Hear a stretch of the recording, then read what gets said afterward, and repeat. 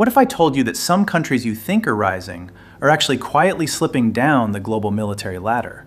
And what if I told you that military power today is not just about tanks and missiles, but about logistics, alliances, technology, and real combat experience? So welcome to Inside Politics, and today we're breaking down the latest global firepower index rankings to understand who really holds power in today's geopolitical order, and who might be overrated. Recently, the Global Firepower Index released its latest military power rankings, revealing which countries are considered the most powerful in the world today. This year's list is particularly interesting. The United States remains firmly at the top, as expected. Russia continues to hold its ground near the top. Israel is steadily improving its position year after year. Meanwhile, Pakistan's ranking continues to slide downward. In this video, we'll analyze how the world's most influential military index ranks the United States, key European countries, and major Asian powers like India and China, and what these rankings actually tell us about global geopolitics. Because if you truly want to understand geopolitics, you must first understand military capability. More often than not, a country's geopolitical decisions are shaped directly by its military readiness and power projection ability.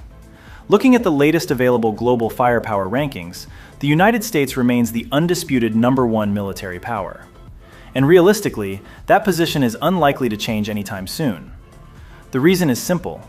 America's greatest strength isn't just its weapons, it's its global logistics and force projection capability. The US military can deploy operational forces to almost any part of the world within 72 hours. No other country currently matches this level of logistical dominance.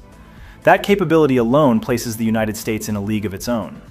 Interestingly, Russia continues to hold the second position. This is despite being deeply involved in the Ukraine conflict for several years now.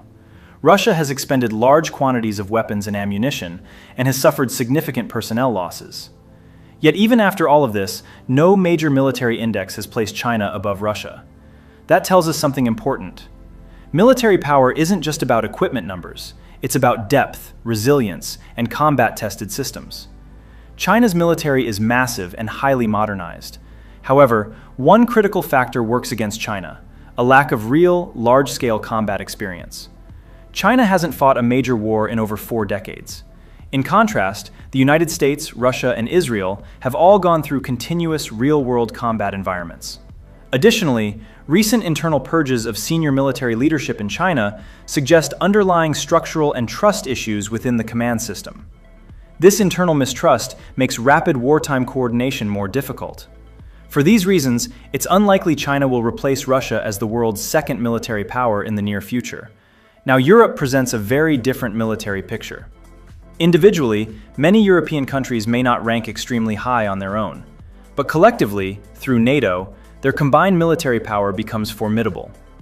This collective strength is precisely why Russia avoids a direct confrontation with NATO. In modern geopolitics, alliances can matter just as much as raw military size. Now let's talk about India. India's overall ranking is 4th, and they have some challenges with the defense. India's biggest challenge today is defense spending efficiency, not manpower or intent. India's defense budget remains relatively constrained when compared to its ambitions and threat environment. India's DRDO leadership has openly stated that the country must increase spending on defense research and development. The United States and China allocate 10 to 15% of their defense budgets to R&D. India, by comparison, spends roughly 5%. Without significant changes, it will be extremely difficult for India to break into the global top 3 military powers. To achieve that, India must increase both total defense spending and its investment in indigenous military technology. The top 4 global rankings have remained largely unchanged for years. But below that level, a silent war for better positioning is constantly underway. Pakistan reached a peak ranking around 2023, largely due to Chinese defense equipment inflows. However, since 2024, its ranking has steadily declined. At the same time, Israel's trajectory tells a very different story.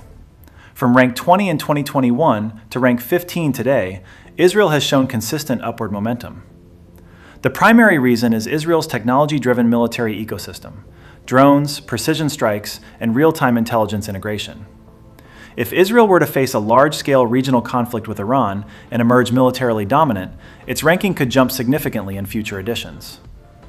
Now here's a development many people overlook. Indonesia is quietly emerging as a major regional military force.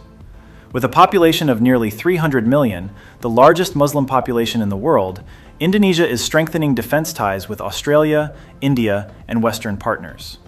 It has acquired Rafale fighter jets and is in talks for a $450 million BrahMos missile deal with India. If finalized, this would significantly boost Indonesia's strike capability. Indonesia has already surpassed Pakistan in military power rankings, without even possessing nuclear weapons. This signals a major strategic shift in the Indo-Pacific region. Another notable trend is Saudi Arabia's steady decline in rankings. Once ranked around 17, Saudi Arabia has now slipped to around 25. Many military analysts believe recent defense partnerships have failed to translate into actual combat effectiveness. Pakistan is not alone in experiencing decline. Bangladesh has also seen its ranking drop significantly. Myanmar, meanwhile, has increased its military capability. North Korea continues to steadily improve its position as well. At the very bottom of the rankings, Bhutan remains last, a peaceful nation that has never prioritized military expansion. One thing must be absolutely clear. These rankings do not predict wars. They signal preparedness, capability trends, and long-term military direction. In real conflicts, strategy, alliances, leadership, and decision-making matter just as much as raw power. That's why the Global Firepower Index should be viewed not as propaganda, but as an analytical tool. Because in geopolitics, perception fades, but capability endures. Now, one more very important thing must be clearly understood. The Global Firepower Index is not a perfect index.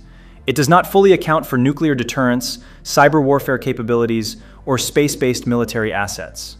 That's why at times, these rankings may appear slightly disconnected from on-ground political realities. However, despite its limitations, this index still provides a broad strategic picture of which countries are most prepared for large-scale conventional warfare. If this video added value and helped you understand the topic better, don't forget to like, share, and subscribe for more clear, unbiased analysis.